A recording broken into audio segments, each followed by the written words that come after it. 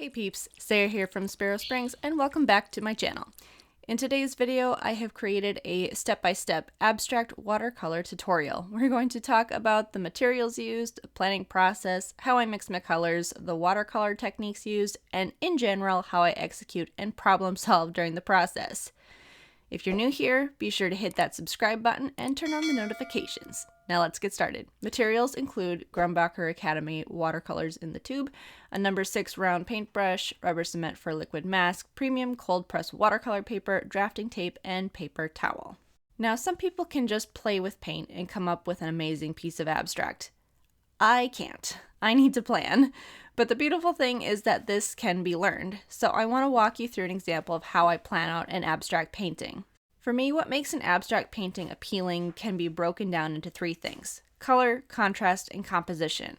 If I can create a stunning color palette, enough contrast to draw the eye in, and a composition that keeps people looking at the nuances of the piece, I feel like I will have succeeded, and it's what I look for in other people's artwork. Starting with color, I've chosen this image for color inspiration, and I've selected a few colors that I want to use and have compiled them into a color palette that I will reference when mixing colors.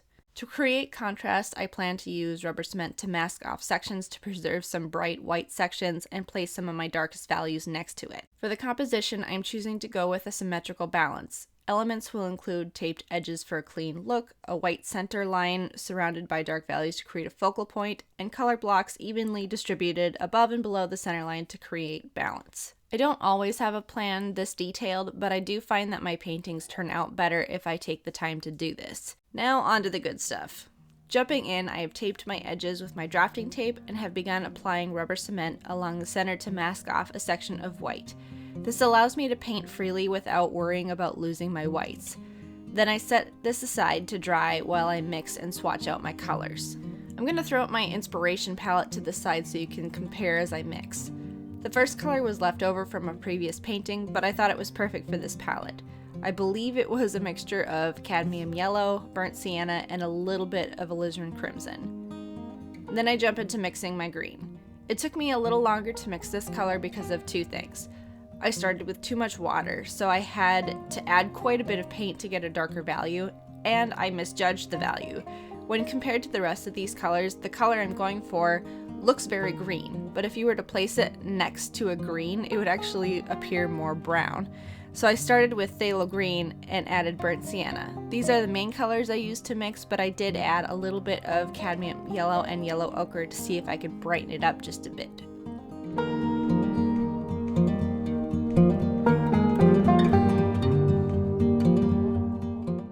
Now I'm working on the color on the bottom of the palette. I used burnt sienna, alizarin crimson, and some of the olive green that I just mixed to tone it down just a bit.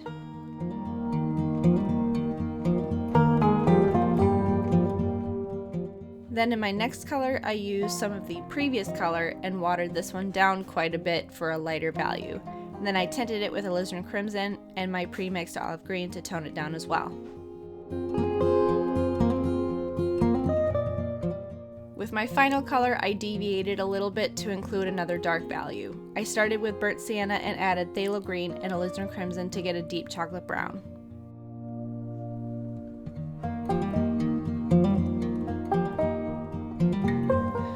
Those are the final colors, so I made a quick note of which ones I'm using so I have a guide to go off of during the painting process. Now, the moment you've waited for. After all this prep work, we are finally painting. I begin with the dark values next to the center line. I lay in a flat wash, and then I want to create a fun waterline sort of texture, so I take my brush, dab it dry, and go back into the wash I laid down to lift up some of the areas of paint. The brush will soak up the excess water and leave a hard edge. If you want your edge to be a little darker, you can add dots of paint near the edge. You will notice I'm going to jump around quite a bit. This will give different sections time to dry so that I can add additional layers on top. It is extremely important that you let your layers dry. If it's still wet, your edges are going to bleed, and your colors will flow together and become muddy, ugly colors. We want to preserve the colors as much as possible since we went through all the trouble to mix them. Occasionally, I do add a little bit of burnt sienna to the edge of my orange color because it creates more of a defined edge, which is important for this particular style that I'm trying to achieve.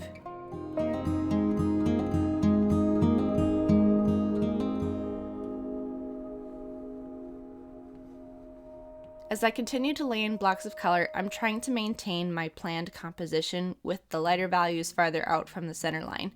I do have some darker values towards the top and bottom, and that's okay as long as I have a similar amount of dark values above and below the center line to maintain my intended composition. But I do want the majority of texture and dark values to be closer to that center line.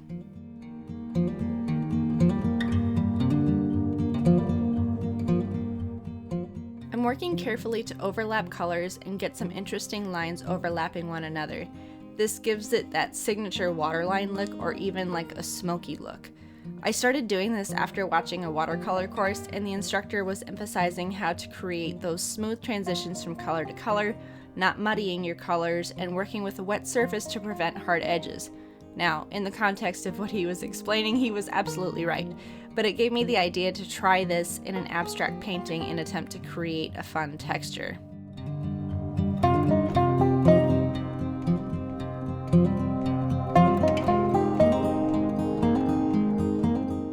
I've created quite a few of these paintings now, and as of today, the day I'm posting this video, those videos are by far the most popular videos on my channel. So I hope you're enjoying this. If you try this technique, I would love to see it. So you can go ahead and tag me on Instagram at Sparrow Springs.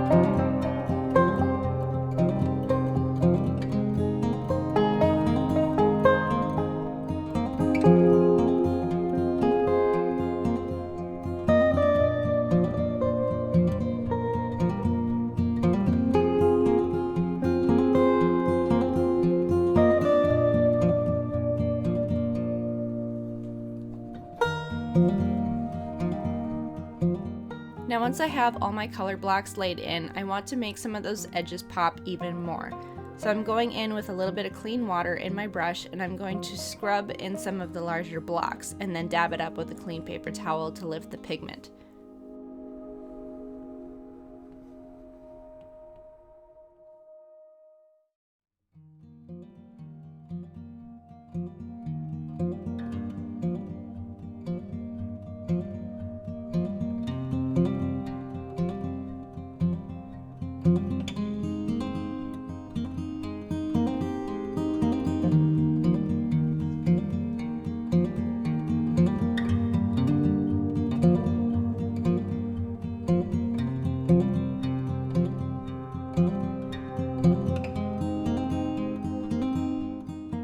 Finally, I'm going in with some pure black along the edge of my liquid mask. This is just going to make it pop even more once we remove the rubber cement.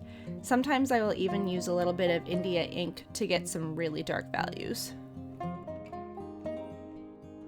Now it's time to remove the tape. You may notice that there is a tiny little line on the lower left corner. This happens if your tape isn't properly sealed where it overlaps. I do try to crease it with my nail, but evidently this one got away from me. I tried to lift the paint using some water and scrubbing it a little, but it had been there too long, so unfortunately I wasn't able to fix it.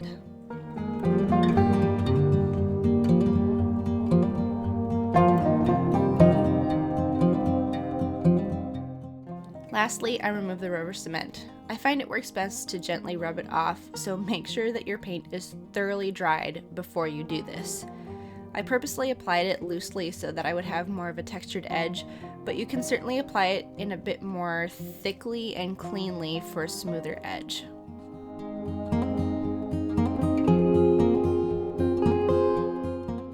And there you have it.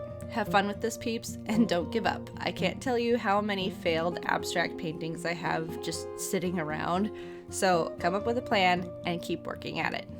I hope you enjoyed this, and please check out my work at the link in the description at sparrowspringsart.com. And that's it. I'll see you all in the next video. Later, peeps.